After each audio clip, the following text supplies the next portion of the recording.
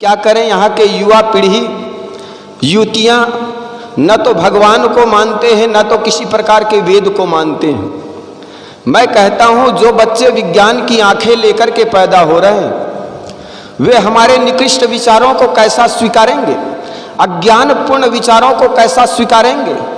हम केवल विश्वास के दम पर, श्रद्धा के बल पर सोचते हैं लोग मान लेंगे, लेकिन जो बच्चे विवेक की आंखें लेकर पैदा होंगे वो अंधश्रद्धा से भरी हुई बात को स्वीकार नहीं करेंगे। आज भी आदमी कहता है कि यज्ञ से पानी बरसता है, तो मैं कहता हूँ राजस्थान के मड़वाड़ क्षेत्र जहाँ पर पानी के लिए तरसता है, 3-3, 4-4 साल में जब बारिश होती है छत के पानी को पाइप नाली के द्वारा जमीन के नीचे हौद बना करके इकट्ठे करते हैं और उस पानी को 3-3 साल तक प्रयोग करते हैं। वहाँ बारिश नहीं होती, बहुत कम बारिश होती है। और राजस्थान के कठियावाड़ सागर के किनारे होते भी वह क्षेत्र पानी के लिए तरसता है। सागर में खारा पानी है लेकिन मीठा पानी के लिए आज वह क्षेत्र तरसता है। तो मैं कहता हूँ ऐसी जगहों पर जाकर के यज्ञ करे, फिर बारिश हो जाए तो ये मान लिया जाएगा वास्तव में यज्ञ से बारिश होती है। लेकिन न जाने हम कैसी कैसी कृत्यों को भी केवल धर्म के नाम पर स्वीकार करते चले जाते हैं। हम चाहते हैं कि पूज लेंगे लक्ष्मी आ जाएगा धन, पूज लेंगे कुबेर मिल जाएगा कुबेर के खजाना। मैं कहता हूँ जापान और स्विट्जरलैंड जहाँ पर कोई सैनिक नहीं होते, सैनिक के नाम पर 1 रुपए वहाँ के सरकार खर्च नहीं करती है। वहाँ के हर व्यक्ति अपने आप में सैनिक होते हैं। दुनिया के जितने ब्लैक मनी है वहाँ पर जमा करते हैं। वह देश न तो कभी कुबेर की पूजा की न कभी लक्ष्मी की पूजा की, वहाँ पर कुबेर का खजाना गड़ा हुआ है। कारण क्या है? वहाँ पर ज्ञान के नाम पर विज्ञान विकसित हुआ और हमारे देश में धर्म के नाम पर अंधविश्वास पालते चले गए और कुछ तथाकथित संतों के वाणी को भी दुहराते चले गए। अजगर करे न चाकरी, पक्षी करे न काम, दास मल्लुका कह गए सबका दाता राम। तो आदमी सोचते हैं जिन्होंने चुग्गा चोंच दी है वो चुग्गा देंगे।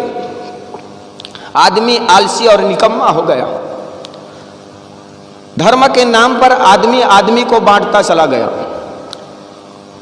और जो आदमी आदमी को बांटे वो धर्म कैसे? जाति पात के नाम पर, धर्म के नाम पर छुआछूत। साहब कहते हैं, साहब को ये सब बातें बड़े खलती थी, क्योंकि जो बात आदमी आदमी को तोड़े वो धर्म कैसा हो सकता है। लेकिन नहीं, केवल हम स्वीकार करते चले जाते हैं। आज भी ये बात देखने में भले ना आए लेकिन आए दिन जाति पात की जो दुर्गंधी है बनी ही रहती है। यहाँ पर तो कम है लेकिन पश्चिम राजस्थान में चले जाइए, मारवाड़ पर आप किसी बस स्टैंड में बस यात्रा करते हुए, ट्रेन में या ट्रेन स्टेशन में आप खड़े रहेंगे, चलते फिरते लोग पूछ देते हैं बाबा कौन दूध के हो। कौन दूध के मतलब उनका स्पष्ट बातें रहती, कौन जाति के हो। व्यास गद्दी पर बैठा हुआ एक आदमी कथा कर रहा था। जातिवाद का मारा एक व्यक्ति उधर से निकला। उन्होंने सोचा ये व्यास गद्दी पर बैठा हुआ आदमी कौन जाति के, जा करके पूछ लूं। तो जा करके कहा बाबा कौन जाति के हो। व्यास गद्दी पर बैठा हुआ संत ने कहा कि ये आदमी जातिवाद का मारा है और इनको यूं बात समझाओ तो बात समझ में आएगी नहीं। उन्होंने एक गाय की ओर इशारा किया कि भैया ये कौन जाति के हैं। तो उस आदमी ने कहा ये तुम्हें दिखाई नहीं पड़ता का, ये तो गाय जाति की है। फिर उन्होंने दूसरा कुत्ते को इशारा किया, ये कौन जाति के हैं। तो उस आदमी ने कहा कि ये तो कुत्ते की जाति के हैं जी, आपको दिखाई नहीं पड़ता। तो व्यास गद्दी पर बैठे हुए आदमी ने कहा यार मैं तुम्हें भेड़ जैसा दिखता हूँ कि गधा जैसा जी? मुझे देख करके तुम जाति पूछते हो, आदमी को आदमी देख करके जाति पूछता। तो सदगुरु कबीर को ये सब बातें बड़ी खलती थी। गांधी जी ने किसी समय कहा था इंसान के इस धरती पर इंसान ठुकराए जाते हैं, गलियों में पड़े पत्थर मंदिरों में पूजे जाते हैं। आज देखो पूरी दुनिया में हर चीज की कीमत बढ़ी है, लेकिन सबसे किसी की चीज घटी है, किसी की कीमत घटी है तो इंसान की कीमत घटी है। आप कहेंगे भाई साहब महाराज जी आप ऐसे कैसे कहते हैं? तो आप जरा देखिए आज पूरी दुनिया में सरकार को मुर्गी की आवश्यकता है, बकरी की आवश्यकता है, सुअर की आवश्यकता है। सरकार कहती बकरी पालन केंद्र खोलोगे तो तुम्हें लोन मिलेगा, मुर्गी पालन केंद्र के लिए सरकार लोन देती है, बकरी पालन के लिए लोन देती है। सरकार को बकरी की आवश्यकता है, मुर्गी की आवश्यकता है, सूअर जैसे निकृष्ट प्राणी की आवश्यकता है, लेकिन जब इंसान की बारी आती है तब अगले बच्चे अभी नहीं, 2 के बाद कभी नहीं, ये नारे लिखे जाते हैं। कारण क्या है? आज आदमी की संख्या तो बढ़ गई है, लेकिन आदमी के अंदर आदमियत नहीं आई। और भले हम कहते हैं बड़े भाग्य मानुष तन पावा, सुर दुर्लभ सद्ग्रंथ ही गावा। ये कारण क्या है? आदमी की बुद्धि खराब होने से आज सारे प्राणियों को संकट है। दुनिया में किसी भी प्राणियों से मीटिंग ले लीजिए और उनसे पूछिए आपसे संकट किससे है, तो सारे प्राणी ये कहेंगे हमें इस धरती तल से आप मनुष्यों को हटा दीजिए, फिर इस धरती पर हमें किसी की समस्या नहीं है। तो कहने का मतलब आदमी की बुद्धि खराब हो जाने से आदमी इस धरती तल पर सबसे बड़ा शैतान हो जाता है, लेकिन वही आदमी की बुद्धि ठीक हो जाए तो वही आदमी इस धरती तल का सबसे बड़ा भगवान भी है। तो कहने का मतलब कुल इतना है कि धर्म के नाम पर आदमी उल जुलुल काम को भी धर्म के नाम दे देता है। तो साहेब कहते हैं संतो देखत जग बौराना, साँच कहो तो मारन धावे झूठे जग पतियाना। मैंने एक बात कही थी, जापान और स्विट्जरलैंड वो देशों के पास संपन्नता है। कारण क्या है? वहाँ कोई लक्ष्मी की पूजा नहीं होती, वहाँ पर कोई कुबेर की पूजा नहीं होती। वो देश न तो कोई कुबेर की पूजा की, न वो देश कभी लक्ष्मी की पूजा की, लेकिन वहाँ पर कुबेर का खजाना गड़ा हुआ है। हमारा देश आए दिन वर्ष में एक बार कम से कम लक्ष्मी पूजा के दिन, दीपावली के समय लक्ष्मी पूजा जरूर करता है। और लक्ष्मी पूजा करने वाला ये देश आज भी भिक्षा पात्र लेकर चौराहे पर भीख मांग रहा है। आपने देखा होगा जब गुजरात में बुलेट ट्रेन चलाना था तो जापान के पास जाकर मोदी को मांगना पड़ा, उधारी कर्ज लेना पड़ा बुलेट ट्रेन चलाने के लिए। अगर देवी देवताओं की पूजा कर लेने से मात्र से पूजा पैसा मिल जाता या रुपए पैसे आ जाते तो मोदी साहब चले जाते कुबेर के पास या लक्ष्मी की पूजा करते तो शायद पैसा आ जाता। लेकिन मोदी साहब भी जानता है ये पैसा आएगा तो केवल जापान के पास से। जब राफेल विमान की बातें आई, लड़ाकू विमान मांगने की बातें आई, तो किसी शक्ति की देवी दुर्गा के पास नहीं गए, कोई देवता महावीर शंकर के पास नहीं गए, बल्कि वो फ्रांस के पास गए राफेल विमान लाने के लिए, क्योंकि लड़ाकू विमान। कारण क्या है? आज भी हम भिखारी बने हुए हैं, क्योंकि इस देश में टेक्नोलॉजी नहीं आई।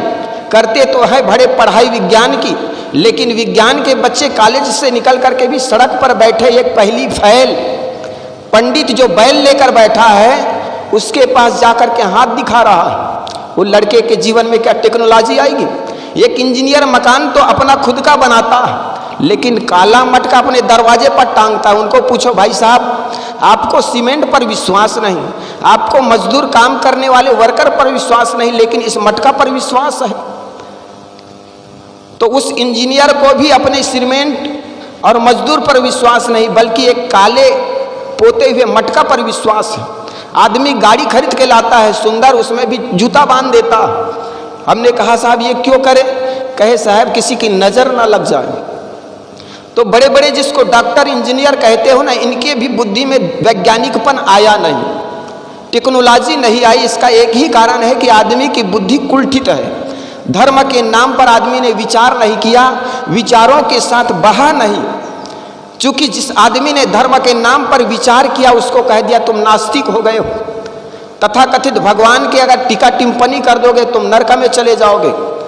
अब जब विचारों के प्रवाह में नहीं बहा, आदमी के मन में विचार की स्थिरता आ जाने के कारण आदमी के अंदर वैचारिक क्षमता नहीं बढ़ पाई।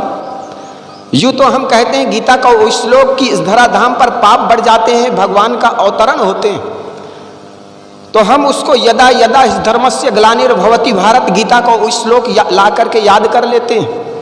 तो हमें इस पर विचार करना चाहिए। यूँ तो कहा जाता है सतयुग में कोई पाप नहीं था। जब सतयुग में कोई पाप नहीं था तो वहाँ पर अवतार की जरूरत नहीं थी, लेकिन कहा जाता है सतयुग में 4-4 अवतार की बातें कही जाती है। और भगवान तो अवतार वहां लेते हैं जहां पाप बढ़ जाते हैं। द्वापर में कहा जाता है 2 अवतार लिए, बात ठीक, 2 चरण अगर पापों से भरा हुआ है, 2 चरण पापों से भरा हुआ है तो 2 अवतार की जरूरत पड़ी, बात तो यहाँ पर ठीक है। लेकिन त्रेता में कहा जाता है 3 चरण पापों से भरा हुआ था और 1 चरण पुण्यों से भरा हुआ था, तो यहाँ पर 3 अवतार की जरूरत थी। और कलयुग को कहा जाता है केवल पापों का युग है, इसमें एक ही अवतार का जिक्र करते हैं। लेकिन जब यहाँ पर पापों से भरा हुआ तो सर्वाधिक पापों का अवतार की जरूरत, लेकिन ऐसा बात नहीं है। जिस प्रकार ईश्वर केवल कोरी कल्पना है, इसी प्रकार ईश्वरवाद के जो अवतार है बिल्कुल कोरी कल्पना है। और न हर आदमी जानता है, अधिकतर आदमी जानता है या तथाकथित पंडित जानता है, मेरी बातों को कोई सुनेगा नहीं, तो अपने को अवतार सिद्ध करने के लिए कहता है कि ये मेरी वाणी नहीं बल्कि महापुरुषों की वाणी है, तो उनके अवतार बन जाते हैं। आज भी आए दिन कबीर के दर्जनों अवतार है। वो जानता है कि मेरी बात को कोई सुनेगा नहीं, तो अपने को अवतार घोषित करता है और वाणी तो खूब बोलता है, स्वयं बोलता है, लेकिन उनको कहता है फलाने कबीर की वाणी है। आज भी ब्रह्म सिद्ध करने के लिए बहुत से ऐसे संत हैं जो अपने को अवतार घोषित करते हैं। तो धर्म के नाम पर कैसी कैसी बातों को हम स्वीकार करते चले जाते हैं, इस पर विचार नहीं करते हैं। सदगुरु कबीर कहते हैं करहु विचार जो दुख सब दुख जाई। जीवन में जो भी बातों को हम ग्रहण करते हैं अध्यात्म समाज के नाम पर, अध्यात्म या धर्म के नाम पर, सदगुरु कबीर कहते हैं वो सारे बातों पर विचार करने की जरूरत है। और जो आदमी विचार करता है निश्चित उनके जीवन में वैज्ञानिकता आती है, उनके जीवन में बिल्कुल सोचने की जो क्षमता है विकसित होती है। और इसीलिए सदगुरु कबीर का ये जो मंच आप सबको भी विचार करने के लिए आमंत्रित करते हैं। चाहे कोई भी बात हो, धर्म के नाम पर केवल स्वीकार न कर ले। आदमी आदमी को बांटा, एक इस देश का सबसे बड़ा दुर्भाग्य रहा है इस देश की वर्ण व्यवस्था। मोटा काम करने वाले को सदा छोटा माना गया और एयर कंडीशन रूम में बैठ करके भीख मांग कर खाने वाला आदमी, मंदिर में बैठ करके घंटा हिला करके और भीख मांग कर खाने वाला आदमी अपने को बड़ा मान लिया। ये कैसी व्यवस्था रही? जिन्होंने हल्का का मुट्ठी पकड़ा, तेल निकाला, मटका बनाया, कपड़े बनाया और ये सारे समाज को हमने छोटा कह दिया। करीब 90% लोगों को छोटा कह दिया और 10% आदमी अपने को बड़ा मान लिया। जरा सोचो, जिस देश में उत्पादक को छोटा मान लिया जाए और उपभोग करने वाला व्यक्ति को हम अपने को बड़ा मान ले, उस देश का विकास भी कैसा हो सकता है? जरा सोचो, एक कंकड़ कांटा से रक्षा करने के लिए जूता बनाने वाला आदमी मैदान पर चाम पड़े हुए जानवर के चाम को निकाल करके 2 जोड़ी जूते बनाने वाला एक चर्मकार, वो छोटा हो गया। और जूता को पहन करके हम धमतरी के चौराहे पर चमकने वाला आदमी बड़े हो गए। ये कोरी समाज जिन्होंने कपड़ा का निर्माण किया, बारिश और ठंडी से हमने उस कपड़े का उपयोग अपनी रक्षा के लिए कर दिए, लेकिन उस कपड़े का बनाने वाले को कह दिया अछूत। मटका बनाने वाला कुम्हार समाज जिन्होंने मटका तो बनाया, उस ठंडे पानी का प्रयोग हमने किया और मटका बनाने वाले को अछूत कह दिया। तो ये देश की कैसी व्यवस्था रही और इस सड़ी गली व्यवस्था में हजारों वर्षों तक ये देश जिया है। आज सदगुरु कबीर का जो विचार है, सदगुरु कबीर कहते हैं तैया हम तुम ये कै लोहू ये कै प्राण व्यापय मोहू। इस धराधाम पर कोई भी आदमी जन्म लेता है तो सिर्फ आदमी, न तो वो छोटा है न तो बड़ा है। कर्म के अनुसार हर आदमी के कैटेगरी हो सकता है, कर्म के अनुसार वो छोटा बड़ा काम तो कुछ हो सकता है। लेकिन यूँ कहे जो कर्णधार है कर्म करने वाले समाज, जिन्होंने साफ किया सड़कों पर, सड़कों को, शौचालयों को साफ किया, उस सफाई अभियान करने वाला व्यक्ति को छोटा कह दिया और शौचालय में जाकर गंदा करने वाला आदमी, सड़कों पर पान खा करके थूकने वाला आदमी अपने को बड़ा मान लिया। सदगुरु कबीर को ये सब बातें बहुत खटकती थी, इसलिए सदगुरु कबीर कहते हैं को ब्राह्मण को शूद्रा। तैया हम तुम ये कह लोहू ये कह प्राण व्यापय महु। सदगुरु कबीर कहते तुम हम तुम एक ही प्रकार के लोहू रक्त है, एक ही प्रकार के प्राण है, फिर हम तुमसे या हमसे तुम बड़े कैसे हो गए। इसलिए कम से कम जब भी इंसान से मिलो तो सुंदर बर्ताव करो। इंसान की बुद्धि ठीक हो जाए तो इंसान ही इस धरती तल का भगवान है। और जिस घर में हम रहते हैं बड़े बुजुर्ग, निश्चित जानिए वो एक भगवान के ही रूप में हम उन लोगों के छत्र छाया में रहते हैं। यूँ तो हम मंदिर में जाकर के घंटा घंटा भर घंटी हिला लेते हैं, लेकिन घर में रहे बड़े बुजुर्गों में भगवान का दर्शन नहीं कर पाते तो दुनिया में कहीं पर हमें भगवान मिल नहीं सकता। इसलिए घर में रहे बड़े बुजुर्गों के साथ सुंदर बर्ताव हो और उनकी छत्र छाया में रहते हैं तो समझो उनकी पूजा है। सदगुरु कबीर का एक पद, संतो देखत जगबावराना साच कहो तो मारन धावे झूठे जगपतियाना, यह एक लंबा पद है। मैंने कुछ देर आप लोगों के समक्ष इसके आसपास कुछ विचार रखने का प्रयास किया। इसी के साथ देता हूँ अपनी वाणी को विराम।